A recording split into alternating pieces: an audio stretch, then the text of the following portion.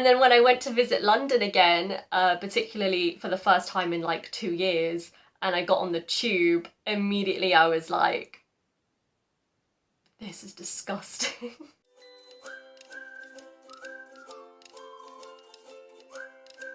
Minasan, konnichiwa, sukushitoke, yokoso. In today's video, I'm going to be talking about 5 main differences between transport in Japan and transport in the UK, more specifically trains. Anything train related. So if you like videos like this, don't forget to like and subscribe. And let's begin. Number 1, quiet.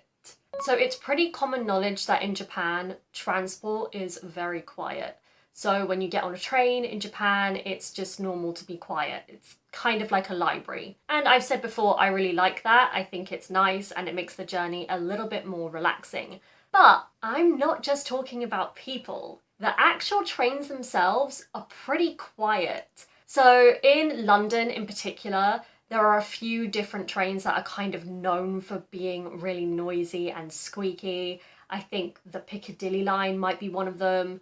The Northern line is quite loud, and we just have various different train lines that can be really loud on the tracks. I'm not sure why this is. I think it might just be simply our railway lines aren't that well maintained, particularly the tube lines in London. They're just a bit old, I think, and I think some of the trains are a bit old as well. And I remember one time when Taro came to visit London, we were on a tube, and this is literally after I picked him up from the airport, so he's pretty tired. And we're on the tube, and out of nowhere, it just starts making this awful squeaking noise. It was so loud, and I could tell that Taro had a mixture of being shocked and also just horrified. I think he was pretty tired from the flight and did not expect to be hearing such a horrible noise pretty much as soon as he got to London. But yeah, if you're ever on a train in Japan and you've been on the tube in the UK before, you will notice that they are much, much quieter.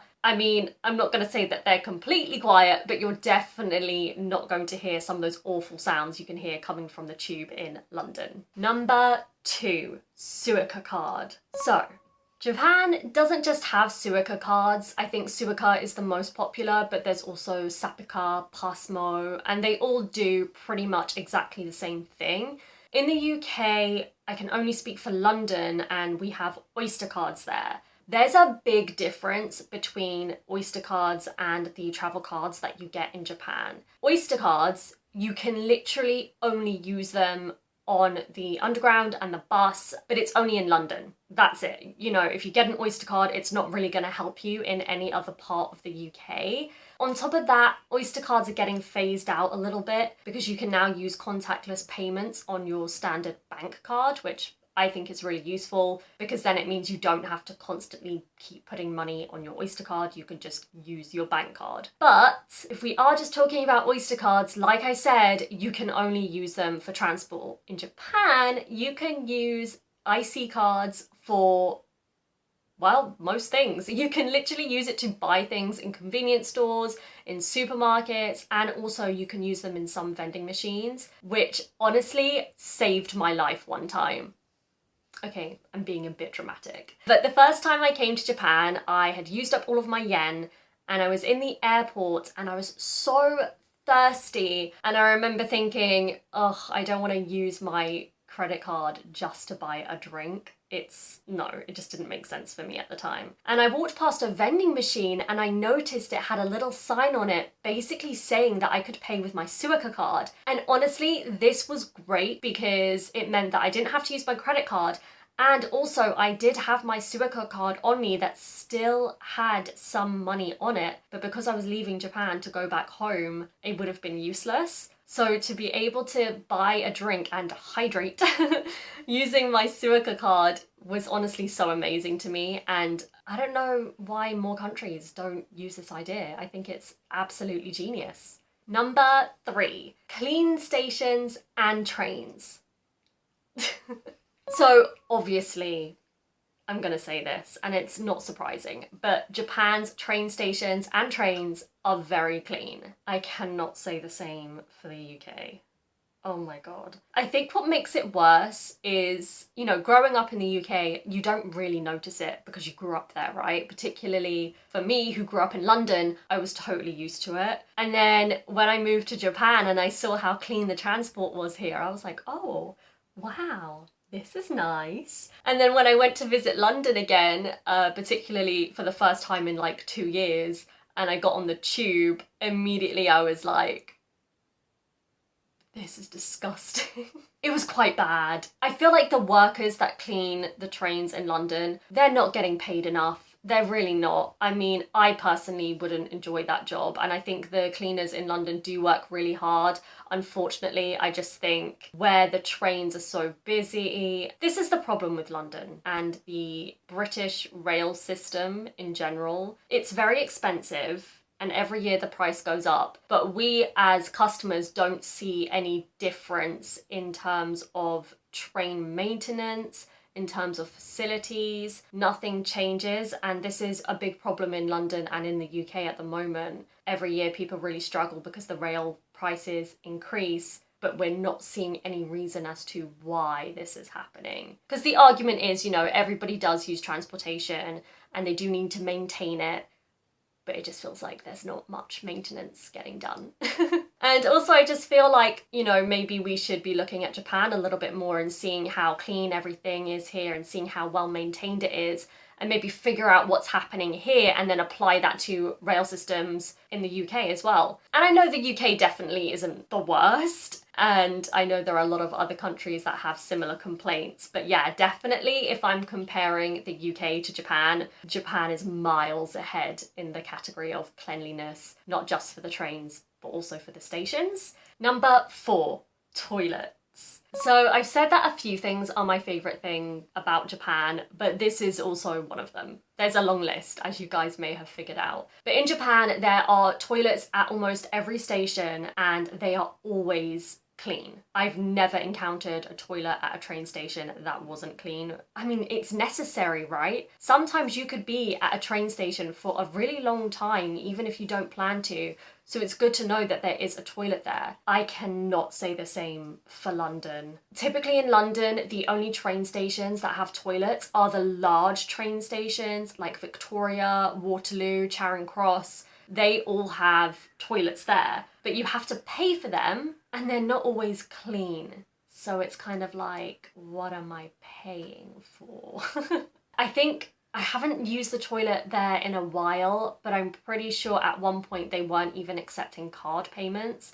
And the UK is a pretty cashless society, so it's very rare that you will have the change to pay for the toilet. I think now maybe you can use your card, but I'm really not sure. But yeah, it's just kind of surprising to me that in Japan, almost every train station has a toilet. It's clean and it's free, and yet in the UK, it's not like that at all. What I find even more surprising is usually restaurants have to have toilets in them, right? And in these bigger train stations, there are restaurants inside because obviously, you know, if you're waiting for the train, you're going to get a little bit hungry. And these restaurants, they don't have their own toilets, so you have to use the station toilets, but you have to pay for them. I just feel like that's not right. I don't know why. I feel like if it was a restaurant on the high street, they would have their own bathroom, and I'm pretty sure they're required to by law. So to then have to pay for the toilet just because it's in a station, that just feels so weird to me. So we do have some trains that do have toilets inside the train. They're even worse. I think the biggest problem is we get a lot of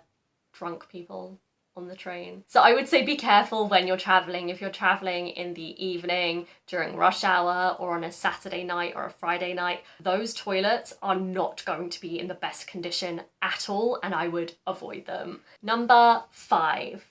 On time. So this is a pretty famous thing about Japan, actually. I'm pretty sure everybody all over the world knows that Japan has a reputation for transportation always being on time, which is great. It's fantastic. It's exactly what you need in this busy life. The UK is definitely not the same.